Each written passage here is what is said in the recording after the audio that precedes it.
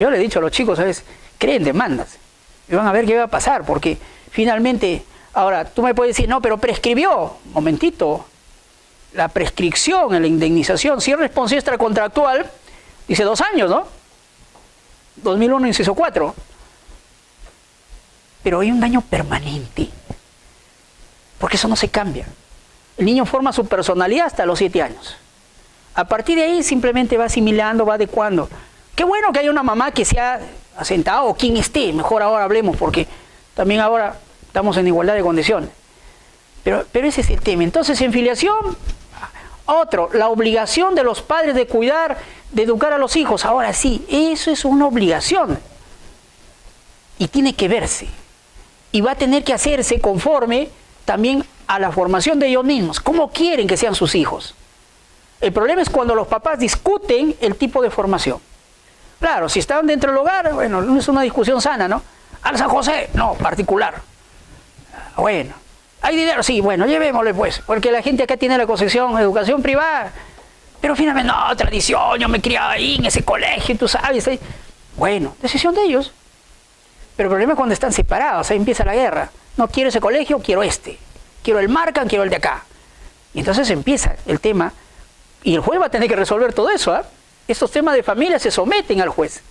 El juez va a tener que ver qué es lo más adecuado para la formación de ese menor y cómo. De inicio está, por eso digo, el derecho tiene que meterse menos, que ellos definan. El problema es cuando los dos vienen de culturas distintas, ¿no? Yo recuerdo una mamá en el colegio donde está mi hijo, tengo un chiquitito todavía de 10 años, y la mamá es psicóloga, el señor es un árabe. Claro, no es polígamo por si acaso, ¿eh? Es un empresario aquí en Chiclayo, pero él tiene la formación religiosa justamente de musulmana, de Alá que tienen, y la señora es católica. De verdad yo la veo que sufre, la pobre, ¿eh? Y eso que ella es psicóloga, tiene que llevarlo, ella misma aplicarse, porque, bueno, me dice a regañadiente, lo he traído a este colegio católico, donde está también, como le digo, mi hijo, y porque su papá lo quiere llevar. Entonces, es una lucha de ellos. Y ese enfrentamiento finalmente tiene que verse a esos niveles, ¿no? Por eso digo, el juez va a tener que ponderar qué es lo más adecuado. Y de dónde saca la cartita para decir, uy, ¿cuál va a ser eso más adecuado, ¿no? Muy bien, otro, el menor como sujeto de derechos. De vuelta. Antes entendíamos al menor como un objeto de lucha. Y eso para el caso inicial que le dije del colombiano que me vino a reclamar en todos los lenguajes. Digo, bueno, pues ya, así será. Y entiendo, la gente tiene sus formas de ser, pero acá hay que ponderar desde lo que viene a ser el niño. El niño es un sujeto de derecho, ¿ah? Por eso es que ahora existe, y eso está en la Convención de los Derechos del Niño, en lo que tiene que aplicarse, el derecho de opinión.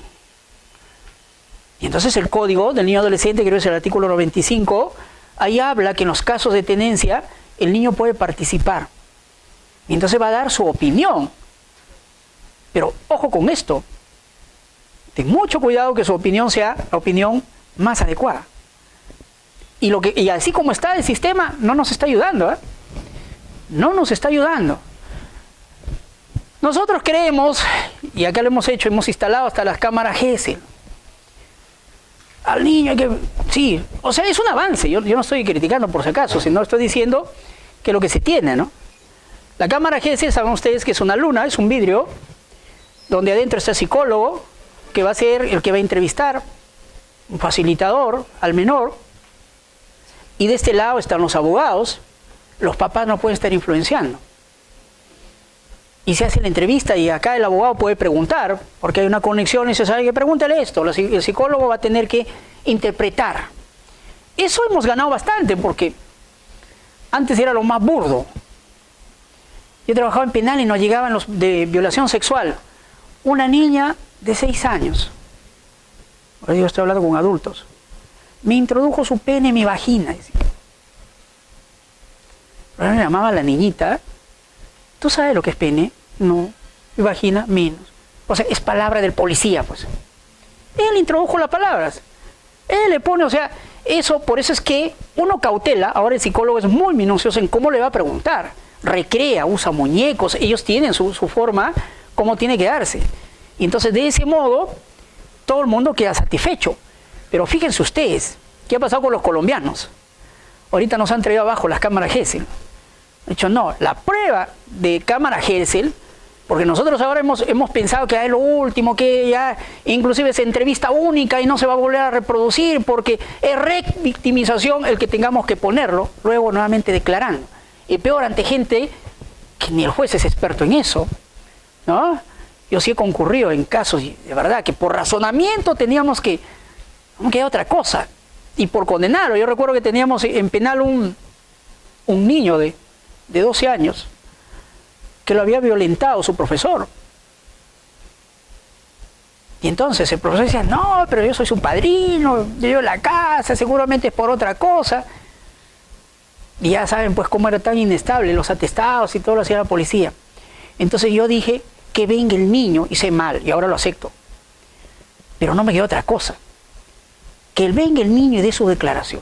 Claro, que tomé todas las providencias, que el fulano esté aparte, y el niño ahí. Ese revictimizara, por si acaso. Pero en la época de antes no teníamos otra forma porque el policía, ellos hacían los atestados y el fiscal, discúlpenos, porque las funciones eran distintas, ya no es como ahora, que el fiscal sí tiene que cargar con su paquete de pruebas y hasta saber expresarlas. Por eso que esas son sus nuevas condiciones y capacidades del fiscal. Oratorias y todo lo ven ustedes, ¿no? La gente dice, qué bien, claro, sí, pues, así es el sistema ahora, porque tiene que convencer a un juez. Pero antes no, los jueces teníamos que hacer las entrevistas y saber, porque definitivamente, inclusive, cómo eran sus acusaciones de los fiscales, no estoy hablando mal, porque puede haber aquí algún fiscal o trabajan ahí, pero así era, ¿no? Relator, ¿en qué página estaba la acusación fiscal? Ya, tráelo, acá está, doctor. Señor, voy a hacer mi acusación fiscal. Empezaba a leer. Ahora no te permiten, ¿eh? En este sistema, ¿sabe qué, señor? Vaya a aprenderlo. Y venga usted a explicarnos de qué se trata. Bueno, por eso que ahora los fiscales se pasan días exponiendo, ¿no? Y presentando su medio probatorio. Decía que los colombianos lo han traído abajo el tema de las cámaras Gesell. Está diciendo que se ha condicionado, por eso que para ellos no es una prueba necesariamente, ¿eh? Porque un niño se predispone frente a una cámara Gesell. Ve una tremenda luna y por más que psicólogo experimentado está ahí, ¿qué han hecho ahora las salas de entrevistas como la forma más natural? Circuito cerrado, ¿no? Con todo, con juegos, simulan ahí un ambiente de casa, etcétera, con la mamá por ahí, etcétera, y entre cada forma de conversación le van preguntando. Ya no hay lunas. Entonces, esta es una innovación para ellos y de alguna manera nosotros, bueno, que somos copiones, bueno, vamos a pensar en qué cosa, porque la idea es que tampoco ese menor, porque ahora es un sujeto de derecho. Igual le decía que es un sujeto de derecho con el tema de la opinión, no basta esa opinión, porque muchas de las veces es forzada, condicionada, subliminal. ¿Con quién está? Es terrible, ¿eh? El trabajo que se hace. De vez en cuando le está sirviendo la comida. Sí, pues estamos comiendo esto porque tu papá es el sinvergüenza ese. Un pan nomás, pues. Y entonces el niño ya tiene pues prefijado. Papá malo, papá... O al revés, ¿ah? Porque es ahora sí. Si está con el papá, sí, pues tu mamá, mira, he tenido que ponerte esto porque ni ropa tienes. Tu mamá se más para en las fiestas. Y entonces eso es un trabajo subliminal. Cuando el niño llega, pobrecito, ¿ah? A dar una opinión. Por eso que ustedes en la mayoría de los casos, los que trabajan en juzgado de familia, le preguntan a un niño, ¿y con quién quieres irte? Con los dos, señor juez. Esa es su respuesta. Y entonces en ese momento el juez dice, no ayuda, pues hijo, de total. Felizmente que hemos inventado, es entre comillas, porque lo hemos recogido lo que se llama la tenencia compartida, ¿no? ¿A qué horas quieren descansar? ¿11:15? Ya, 15 minutitos más, ¿ya? Como que también tomo mi agua. Ya, entonces, el tema de sujeto de derecho es eso. ¿Qué hemos hecho ahora? Estamos luchando por un protocolo de aplicación a menores. Esta es una época fabulosa. Trabajar ahora con protocolos. O sea, ¿cómo vamos a intervenir a los menores? Por ejemplo, inclusive el menor no puede estar con uno de los papás, pues, para una entrevista.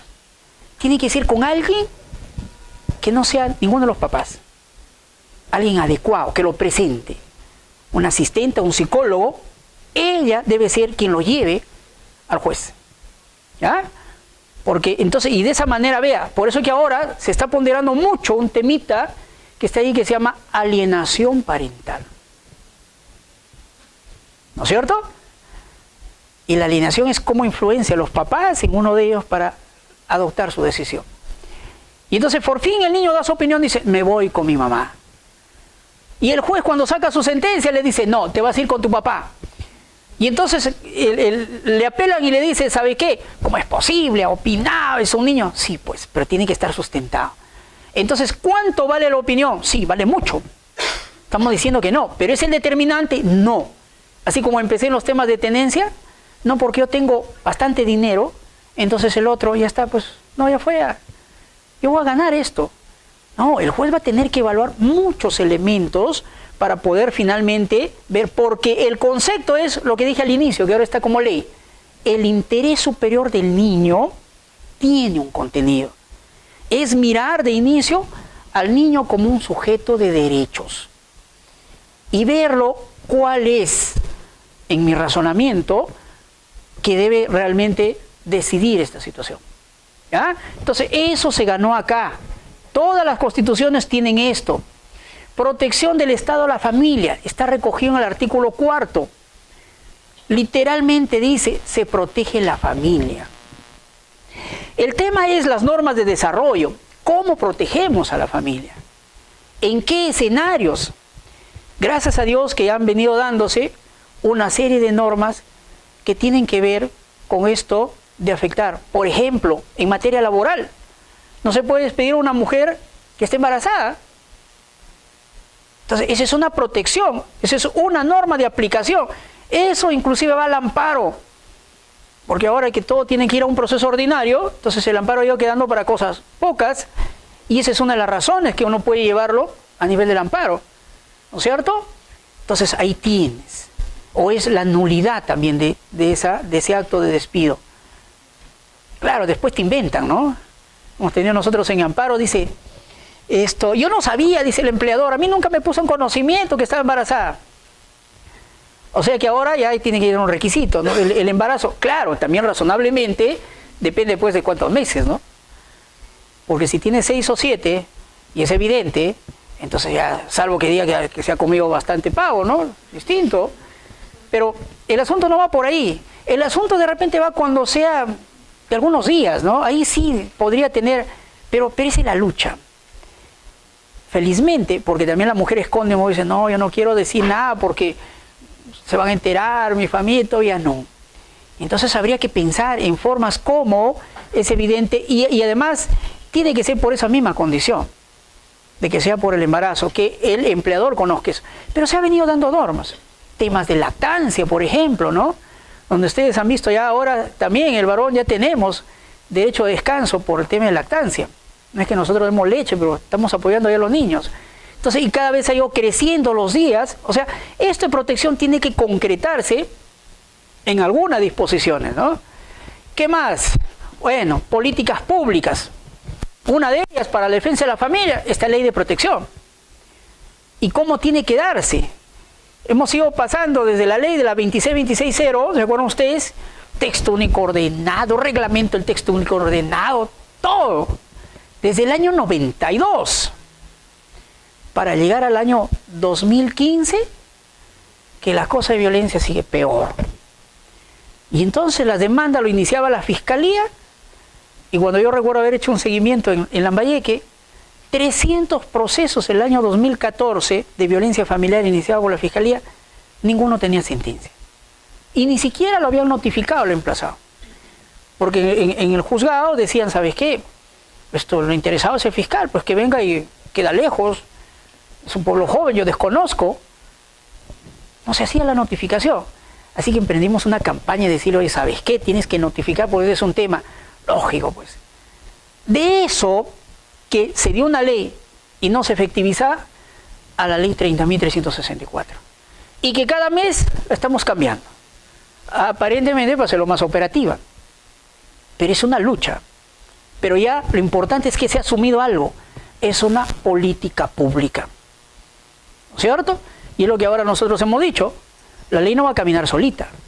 Por eso que los jueces están entendiendo y también se están dirigiendo a los colegios. Nosotros estamos trabajando, el día de ayer tuvimos un encuentro, por ejemplo, anteayer, con los jueces escolares. Tenemos acá a nivel de todos los colegios, ¿no? Jovencitos, tanto de primaria como secundaria, que hacen la función de jueces escolares. Muy orgullosos ellos, ¿sabes? Con su cintita y todo. Su cuaderno de esclarecimiento, cómo resuelven sus casos, el robo de un lápiz, de un borrador. Pero es que la cultura de paz tiene que empezar por allí, porque sabes que la ley no va a ser suficiente. Y lo que hemos estado haciendo últimamente con todos los colegas que están con nosotros en la capacitación, todos los sábados con la policía, en las comisarías.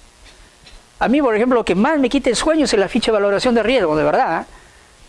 Estamos ahí. Yo creo que ese es el inicio de todo, porque hay jueces que han dicho ahora, cuando dan medida de protección, es suficiente, señor, la ficha que dice severo, no me interesa ya certificado.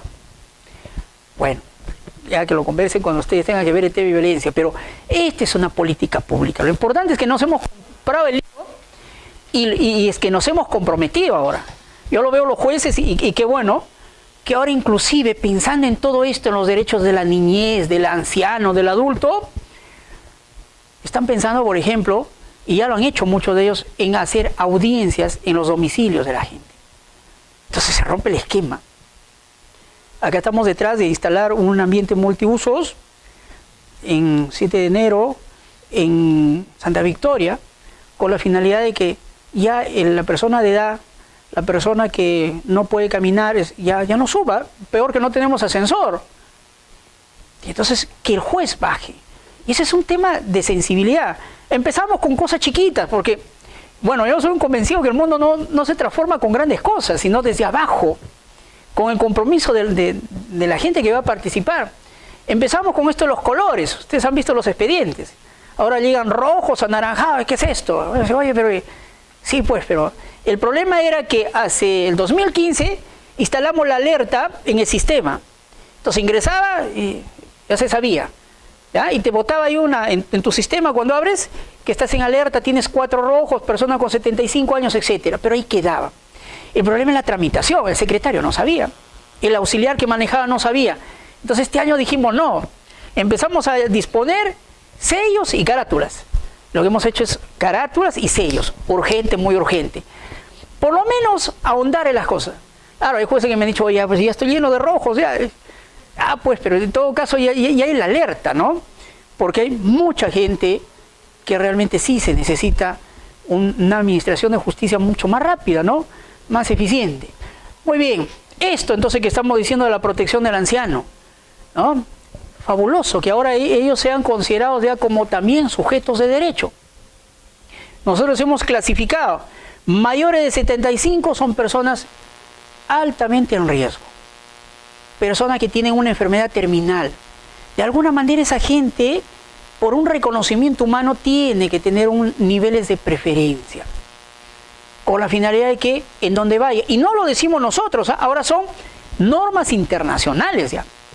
O sea, cuando uno habla de esto, está hablando de que afuera ya se ha hecho varias cosas. Y nos queda adentro cómo vamos a empezar. Y si vuelvo al tema, por ejemplo, de violencia, le voy a decir, porque en el caso Algodoneros versus México, ahí lo sancionan a México justamente porque el Estado, como Estado, no da normas precisas, idóneas, para que se pueda detener el tema de violencia. Inclusive, hace que le pida perdón públicamente el Estado a estas personas, que les voy a comentar cómo fue. Entonces, si el Estado, porque nosotros estamos adheridos a la Corte Interamericana desde el año 88, por si acaso. Ustedes saben que en la época de Fujimori vio que le venía un montón de sentencias de afuera, sobre todo el caso de Barrios Altos, y dijo, no, nos desligamos pues de la Corte Interamericana. Quiso hacer su retiro. Inclusive fue por ese caso de Barrios Altos que cuando una fiscal denunció, y una juez como la doctora Sakikurai, y eso hay que reconocerlo, el año 95, aceptó la investigación, abrió en ese tiempo que se llamaba abrir proceso, la apertura del proceso, ¿no? Dieron al grito del cielo. Y en el Congreso sacaron una ley diciendo que se amnistiaba a todos aquellos que habían intervenido, ¿no?, en los casos de matanzas, etcétera. Muy bien. Pero ¿qué hizo la doctora Sakikurai? Aplicó normas constitucionales e inaplicó la norma interna que le había dado el Congreso. Hizo, de alguna manera, lo que es un control difuso, que ahora le llamamos control de convencionalidad.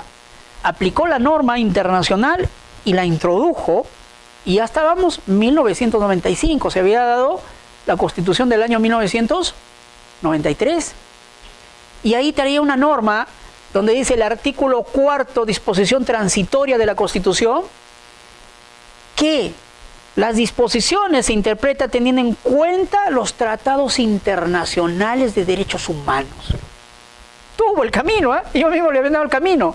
Dijo, no señor, esta ley va a impedir investigar y sancionar. Yo voy a inaplicar y voy a utilizar, ese es un control difuso, pero de convencionalidad, porque el control difuso es dentro del país. Acá no, aplicó normas, a través de la Constitución lo utilizó y aplicó las normas internacionales. Claro, el Congreso se reunió y lo remató de nuevo, ¿no? Sacó otra ley y dijo que sancione a todo aquel que se oponga a la amnistía que dieron anteriormente, y además lo extendían a todos aquellos que ni siquiera estaban procesados. Ridículo, ¿no?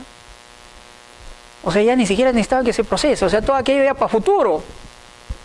De suerte que más tarde, cuando le dijeron no y quisieron retirarse de la Corte Interamericana, le dijeron, ¿sabes qué? Acá hay una cláusula donde tú no puedes retirar. O en todo caso hay un periodo de 5 o 6 años que tú tienes que seguir recibiendo. Nos duela o no nos duela, la Corte Interamericana, por eso es que yo cojo estas dos sentencias al final, es importante porque definitivamente, ¿no? Eso está vigente. Y tenemos que ponderarlo porque es una forma de cómo viene ocurriendo a nivel internacional. ¿Ya? Muy bien. Y entonces ahora la concepción es de una familia amplia, de una familia donde todos nos representemos, donde estemos. ¿Ah? Por eso es que tenemos ahora inclusive sentencias, luego lo vemos, a ver, pásalo si hay la sentencia, sigue, más, ahí, regresa, avanza un poquito más, no, entonces es arriba, otra más, no, más, no bajes, estás bajando arriba, más, no, sigue, ahí, ese, caso Reinaldo Armando Scholl Pérez. Creo que les han enviado a ustedes, ¿no? Ahí gozan de algunas sentencias. Este es el caso de la famosa familia ensamblada. Ese es el tipo de familia que ahora se tiene. ¿Ya? La señora viene con sus hijos, separada. El señor viene con sus hijos. Se juntan los dos y tienen sus hijos. ¿No? Entonces hay lo que ustedes ven, los hijos de él con los hijos de ella, más versus los hijos de ambos. Esa es una familia extensa, ¿no? Reconstituida. Y el Tribunal Constitucional, ¿qué vio? Había sucedido, ¿no?, que en este club aeronáutico, creo que es de la policía, el señor Reinaldo Scholl Pérez era militar y iban a gozar de sus instalaciones de descanso, de piscina, ¿no? Iban a gozar sus hijos, los directamente que dependían tanto de nacidos de los dos como los de él. Pero los hijos de ella, que se le llaman acá entenados, no tenían el derecho, ¿no? Entonces cuando iban, les daban su socio, hijo de socio, entraban con su, ¿no?, credencial, hijo de socio, y a ellos invitados. Los otros eran invitados. Así que se fue a un proceso de amparo que es este. Y finalmente el Tribunal Constitucional se pronuncia. Esto abrió por primera vez, desde el año 2006, el tema de las familias ensambladas. ¿Y en qué consistía? Que se estaba haciendo una discriminación. Porque el concepto de familia ya no solamente se restringe, como dice el Código Civil, a vinculación de parentesco consanguíneo o de afinidad o por adopción, sino también a esta, que es vivir bajo el mismo techo y tener las formas y las características que funciona como familia. ¿De acuerdo? y que es una organización diferente, distinta de cualquier tipo de organización. Diferente. Porque no es una simple asociación o reunión, no. Porque está hecho bajo los principios como son el aprecio, el cariño, el amor. Y eso es lo que hay. Entonces hay deberes y derechos de esta nueva familia ampliada que tiene que ver con ellos, de cumplir esto. Lo curioso, bueno, el tribunal todavía no se ha pronunciado sobre eso, es si esto podría algún día llegar a derechos económicos. Ya, ese es otro tema. Porque eso puede llevar a lo siguiente. Voy al entenado. Se separa nuevamente la mamá y entonces, o el señor los abandona, la mamá lógicamente presenta su proceso de alimentos por sus hijos, pero ahora, ¿y los entenados? Claro, alguien diría por ahí, no, pues los entenados tienen sus papás, pues. ¿Qué me demandas a mí? Sí, pero es que has gestado familia. Y como has gestado familia, has generado un deber y una obligación, más aún que esté en un estado de necesidad. Yo no sé si alguien de los jueces se atrevería a disponer un tema de alimentos frente a una situación así, porque ya aparentemente tiene un sentido. Es como cuando a veces yo le digo a los chicos, a ver, ¿cómo se define el tema de alimentos, no? Bueno, es un derecho, es un deber, es una obligación. Finalmente es todo eso. Pero su esencia es humanitaria. Es la razón de ser de apoyarnos unos a otros. Es como el servicio de seguridad social, nuestro de salud, los que trabajamos. A veces decimos nosotros, oye, pero a mí me descuentan más. Casi 800 soles mi sueldo. Y al otro le descuentan 30 soles. Y fíjate tú que como tiene 60 años, casi todos los días está ahí. Y yo soy el que menos uso, por a veces decimos eso, ¿no? Como menos uso, bueno, ni siquiera pues algo de privilegio. No, igualito, te vas allá a los 5 meses, señor, tiene su cita. Pero entonces, ¿bajo qué se sustenta el principio de seguridad social? Solidaridad. O sea, ayudarse unos a otros, que detrás de esto es un tema humano. Y esa es la única razón, cómo convencerle a la gente cuando se divorcia. ¿Ya? Cuando se divorcia dice, ¿pero por qué tengo que seguir pasando alimentos, doctor? Bueno, algunos formalizan, es que la ley lo dice ahí dice clarito. Tienes que continuar con los alimentos. Sí, pero ya no tengo ninguna vinculación. Claro, de inicio la norma dice, cesa la pensión de alimentos con el divorcio. Pero luego dice, salvo que esté en un estado de necesidad. Entonces ahí yo tuve el caso. La señora era la adúltera, él lo demandó por divorcio y sí, declaramos fundada, pero cuando llegó a la audiencia la mujer tenía las piernas torcidas. Bueno, no sé cómo hizo sus cosas, pero... Entonces, finalmente dije, no, pues esta señora sí tenía problemas, tiene un nombre eso, no es reumatismo, es una enfermedad. Entonces dije, no, y le dejé la pensión. Se me fue encima, ¿no? Dijo, no, pues, pero ¿cómo es posible? Si ella es la causante y todavía tengo que... Así es, así funciona. Porque el tema es un tema humano, es un tema de solidaridad. Igual pasa, por ejemplo, cuando los chicos de las universidades, 16, 17 años, terminan teniendo un niño, entonces la pareja va y dice, pero ¿qué le va a sacar? Claro, algunos demandan y el juez dice, ¿sabes qué, hijito? Bueno, ya hiciste hijo, ahora te responsabilizas. Te voy a poner pensión. Pero doctor, estoy estudiando, permítame usted la facilidad que todavía pueda terminar, no me ponga pensión. Bueno, eso hubiese pensado antes, pues. Sí, pues, pero ya está hecho. Así que el asunto, cortamos. ¿Ah? Un break. Sí, porque también ya se me secó la garganta. Listo, chicos, descansen un ratito.